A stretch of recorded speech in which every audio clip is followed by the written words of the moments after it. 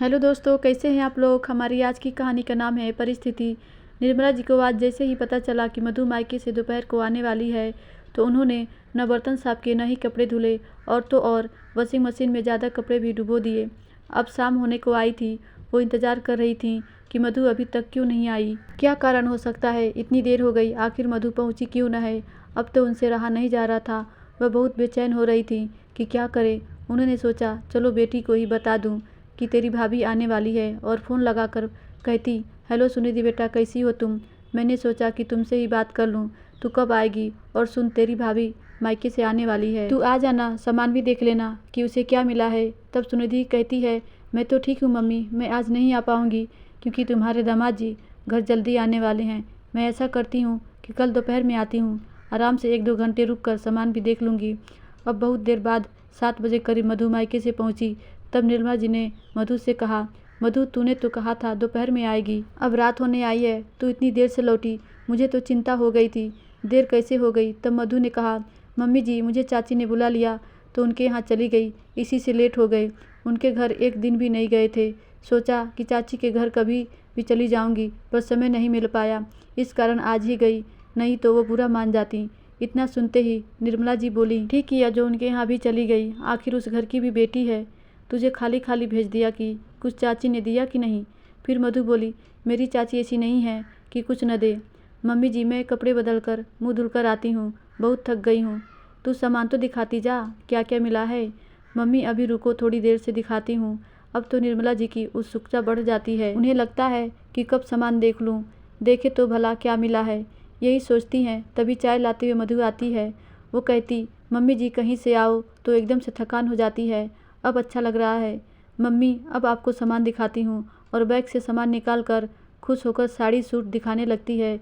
मिठाई नमकीन फल भी निकालती है। मम्मी मेरे मायके से 3 सूट हैं और चाची के यहाँ से साड़ी मिला है। देखो मम्मी ने मेरे जन्मदिन के लिए मुझे पायल भी दी है। इतना देखकर उन्हें लगता कि ब्लू वाला सूट ज़्यादा अच्छा है, ये सुनिधि को बोल दूँगी। इस तरह अगले दिन बिटिया सुनिधि आती है। तब उसकी माँ कहती है, जा मधु चाय बना ला। तब वह भी बड़े आदर भाव से कहती है, हाँ हाँ क्यों नहीं, बनाती हूँ माँ जी। वह चली जाती है। तभी सुनिधि की माँ कहती, सुनिधि सुन, जब तेरी भाभी तुझे सामान दिखाए तो तुम ब्लू सूट ले लेना, वो अच्छा है, बाकी तो ऐसे ही है। भाभी जैसे ही चाय लेकर आती है तभी भाभी से कहती, यहीं बैठो ना भाभी, हमारे पास काम तो होता रहेगा। फिर सुनिधि पूछती है, भाभी सब कैसे हैं आपके यहाँ, वहाँ कितने दिन रह गई। तब वह कहती, अरे दीदी वहाँ सब अच्छे हैं, मुझे तो ज़्यादा रहने ही नहीं मिलता है। आप तो जानती हो यहाँ खाने की दिक्कत होने लगती है, इसीलिए नहीं रह पाती हूँ। और आप सुनाओ दीदी। तब वो कहती, भाभी आपको क्या क्या मिला, दिखाओ तो सही, आखिर इतने दिनों बाद मायके गई थी। तब वह सामान दिखाने लगती है। उसे भी ब्लू सूट बहुत भा जाता है। वह अपने आप को रोक नहीं पाती है। एक तो माँ की से ऊपर उसकी इच्छा का तीव्र होना, तो वो कह देती है कि भाभी आपने बड़े दिनों से कुछ नहीं दिया है, मुझे आप नीला वाला सूट दे दो। तब मधु कहती, दीदी ये वाला छोड़कर दूसरा और कोई देख लो, मेरी मम्मी ने मुझे पसंद करा कर दिलाया, इसको आप मेरे लिए ही रहने दो। यह बड़ी मुश्किल से दुकानदार से लिया था, उसके पास केवल 2 पीस ही थे, कहीं बिक न जाए, इसीलिए मम्मी ने दुकानदार को एडवांस देकर रोक रखने को कहा था। तब उसकी सासू माँ कहती, अरे मधु तेरा कितना छोटा दिल है, अपनी नंद के लिए इतना सोच रही है, मैं तेरे को इससे अच्छा दिला दूंगी। फिर मधु बुझे मन से सूट दे देती है। थोड़ी देर में जाने का समय होता है। तब वह कहती, अरे भाभी देखो ना मेरी चप्पल टूट गई, आप अपनी कोई सी भी दे दो। तब वह डेली वियर वाली ला कर देती है। तो सास कहती, अरे तेरी एक जोड़ी नई वाली रखी है वो दे दे, तेरी नंद क्या पुरानी चप्पल पहन कर जाएगी तो उसकी ससुराल वाले क्या कहेंगे। तब वह कहती, मम्मी ये मेरे पास एक जोड़ी ही ढंग की चप्पल है, एक की सोल खराब है, यदि मैंने नई वाली दे दी तो मुझे खरीदनी पड़ जाएगी। तब वह कहती है, मैं तुझे दूसरी दिला दूंगी।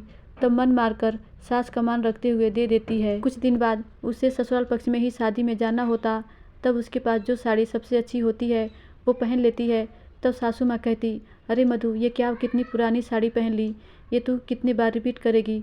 तब वह दूसरी पहनती है। तब उसकी सास कहती, कोई ढंग की साड़ी पहन ले।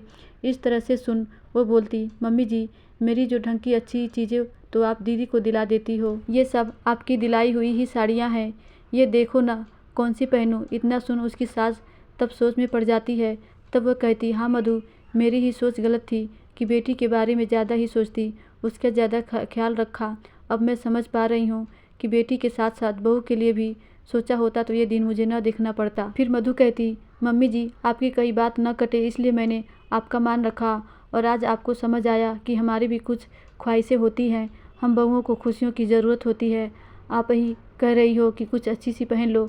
अब मैं क्या पहनूं? मेरे पास न्यू फैशन की एक भी साड़ी नहीं है, सब रिपीट वाली ही हो गई हैं। फिर मधु कहती, माँ जी शायद गलती आपकी भी नहीं है, हमारे समाज की सोच ही यही है, क्योंकि माँ के लिए बेटी बहुत ही अजीज होती है, उसके सामने बहू की कोई कद्र नहीं होती।